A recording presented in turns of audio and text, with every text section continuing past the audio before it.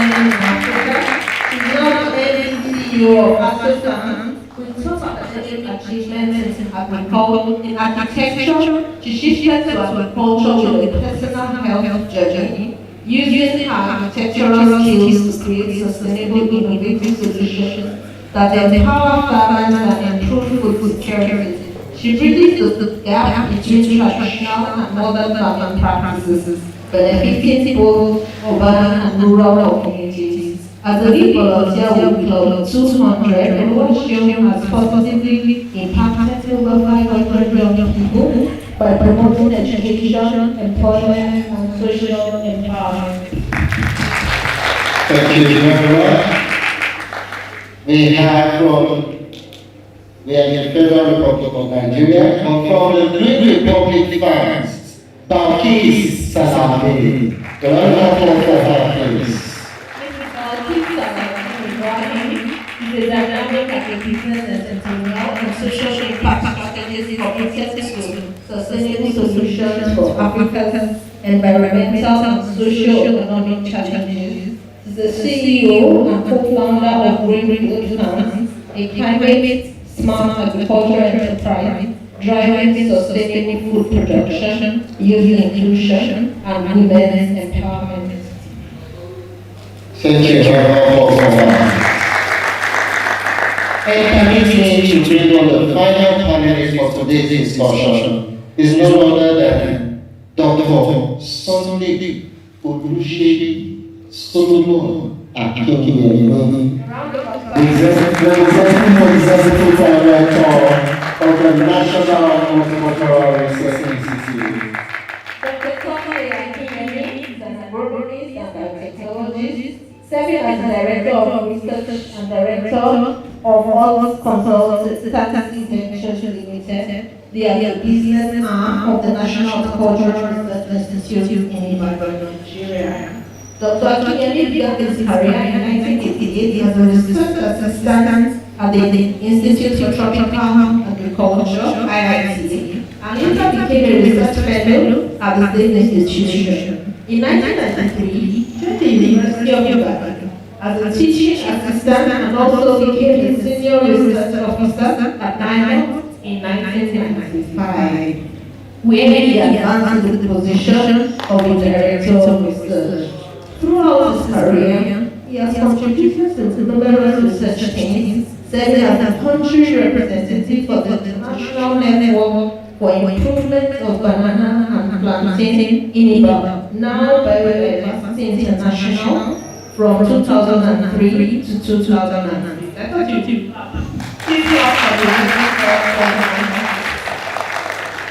He was a senior scientist in horticulture for the World Bank Rural Sector Support Project in Rwanda.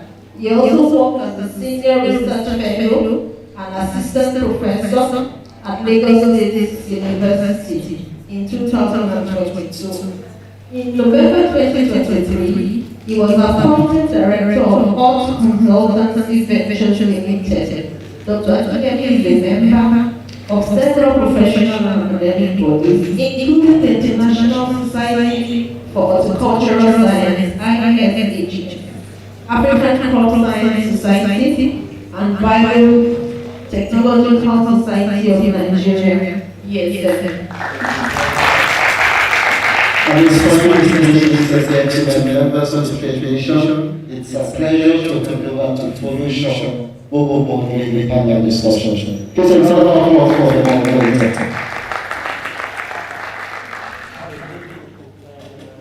Thank you very much. Good afternoon, everyone. And I think our MCs deserve a round of applause. Thank you. If you look on stage, for me, I have not seen any session that has the perfect balance of gender. So this is how Dutch like to do it, you know. And since we're in Nigeria, what Nigeria also wants. But let's get to it. I know we are all experts in our field, and this is an avenue to share. But I'd like to start with you, Oluwaseun. Because we have people in the room who are not Nigerians, could you explain or could you share your experience in running an agricultural business in Nigeria? What have you found to be your biggest challenges in running and scaling and entrepreneurship that is in agriculture? Thank you, Michelle. Thank you so much, everyone. I'm so happy to be here. Just to speak about what I do at my business, our soul farms. We are using production and processing of vegetable crops. So we're tackling the problem of food security in Nigeria and Africa by using our indigenous crops to create value-added wellness products for a fast-paced world. So basically, smoothies, juices, and superfood powders, that's what we produce.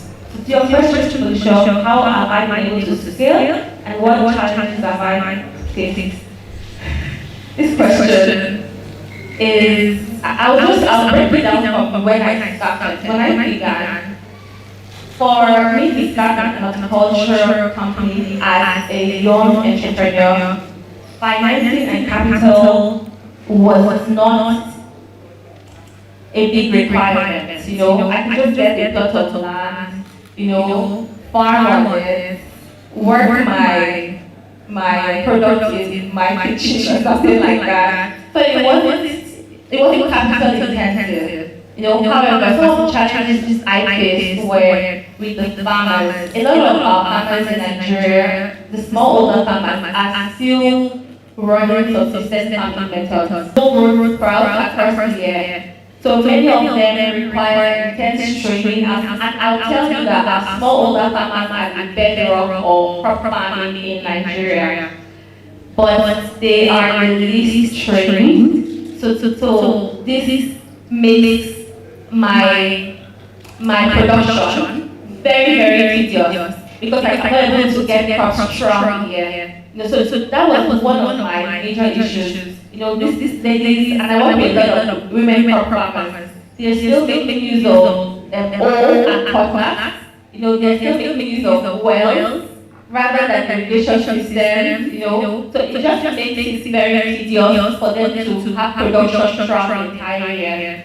Another thing that I faced as a young farmer when I started, my business is 5 years. So when I started, I also had the issue of quality seeds. Imagine me as a young farmer, and I'll put it into context, spending about 150,000 naira on a bag of seeds. This was 5 years ago. A bag of ugu seeds is much more, as times 5 multiples that. And I farmed that bag of seeds, and only a quarter of it germinated. So I know that Netherlands and Dutch, they don't know what we do. So let me fluted pumpkin seeds. Yeah. So we had an issue with getting quality seeds, and getting quality seeds is a result of our use. It's what we want to get at the end of the day. I work with leaves, I work with crops. So when I'm getting poor quality seeds, when there is this centralization of the seeds market in Lagos, in Nigeria, and I cannot tell that these seeds are quality. I will tell you that I used to go as far as Akwa Ibom to get my seeds, my printed pumpkin seeds, my okra seeds, my corn seeds, and sometimes they would just not germinate. So these were the kind of issues that I, as a young farmer, faced. However, 5 years, coming 5 years, one of the main issues I faced, issues are now very, very different. I now have sources where I get my seeds from. But one of the main issues that I face are issues with post-harvest loss technologies. And I'll give you an example. I use freeze dryers to turn my vegetables into superfood powders. I'm not sure we have up to five agents that have freeze dryers in Nigeria. And that's very sad. So you can imagine how slow that would make my production be. So I would have to depend on these people's time. It'd probably be a long lineup just to get my products freeze-dried and mills turned into powder form. Yes, and we don't have, we have very little freeze-dry agent. I don't have a freeze dryer. I need this freeze dryer costs $10,000, and I do not have one, so I have to depend on people that have, and my products require freeze drying. So this is a different kind of issue that I am facing at my 5-year-old stage in business. So I'm just trying to reiterate your question. What more is there? No, I think that's it. Okay, thank you very much. Adiza, I'm going to come to you, and that's because Oluwaseun has specifically mentioned that at that time when she started, politics was a problem. You lead one of the biggest Dutch companies in the city based in Nigeria. So you tell us today how accessible seeds are to farmers, and I'd like you to break it down into, so looking at smallholder farmers on one side and entrepreneurial farmers. How accessible policies to them, and what are the barriers to adoption that still see today? Okay, thank you for having me. Good day all. Talking about access to quality states, I want to paint a scenario. 10 years ago, when this person started in Nigeria, the situation was really horrible, where smallholder farmers don't have access to quality states. Quality seeds meant for the rich. You fly abroad, you're able to buy the seed, or you have connection outside, then you can fly the seed and use. But a decade away from this scenario, today we have smallholder farmers that can proudly say in Nigeria that have access to quality seeds. Not just presence, we also have competitors. Enza is there, Seven is there, Bayer is there. A lot of companies are in the field working. And of course, if you look at a typical entrepreneur and a smallholder farmers, the entrepreneurs are smarter, sharper, they go online, they go where to get the seed. But what about the poor smallholder farmer in that village? What happens to him? And one of the mandate of this policy is to provide quality seeds to smallholder farmers. And we this through our knowledge transfer in Kano and Kaduna only, with other partners around the table, state government, Western universities, Solidarity, Ahmadu University. The project was completed under the SHGP, and we have trained about 3,000 smallholder farmers only in Kaduna and Kano, and they have access to quality seeds. Aside that, if we're looking at the barriers where farmers cannot access seeds, is a whole lot. One, you have to look at the cost, because the smallholder farmer per seed is very expensive. I say per seed, you listen to me carefully, because if you look at the return on investment, seed is the least of cost. The farmer out there feels it has to do with the fertilizer, it has to do with the pesticide. But I tell you today that the genetics is very important. You can't make what you don't have. So if the genetics is right, then I think it opens a whole lot of opportunities for smallholder farmers to access. The next thing has to do with the distribution network. And that is what all other seed companies are doing around the table, trying to ensure that seeds get to the last farmer. So in Nigeria alone, we have over 250 distributors cut across the north, the south, and the west. And we try as much as possible to link these smallholder farmers to these distributors. And we leverage on online access through WhatsApp, through Facebook, and a lot of platforms where farmers can access this. And the last but not the least has to do with the accessibility, because some of these agrodealers are not located where we have those farmers. So what do? We have field staff, we have technical field promoters, we have sales people. Thank you over 100,000 farmers, even within the Dutch 100 programs in the past few years. Thank you. My next question is for you, Mr. Bawa. We have heard that yes, there are challenges, but because we have our trade mission here, people who don't leave the country, how would you describe investing in Nigeria at this moment? Are there opportunities, and how do you see the cultural aspects of development or involvement in the years to come? Thank you. Well, so investing here means investing in our system, right? To be honest, I've been in this for 20 years. So when I talk, I actually talk about my experience, not out of the fact that I'm theorizing. Everything that is available to make it difficult, to make you fail, is in abundance. Oh yes. Frankly speaking. And this explains why most of our companies that actually are agro-based are very small. They really are able to scale. Because after a while, scaling requires not just expertise, not just abilities, but also significantly young, threshold of your subsistence.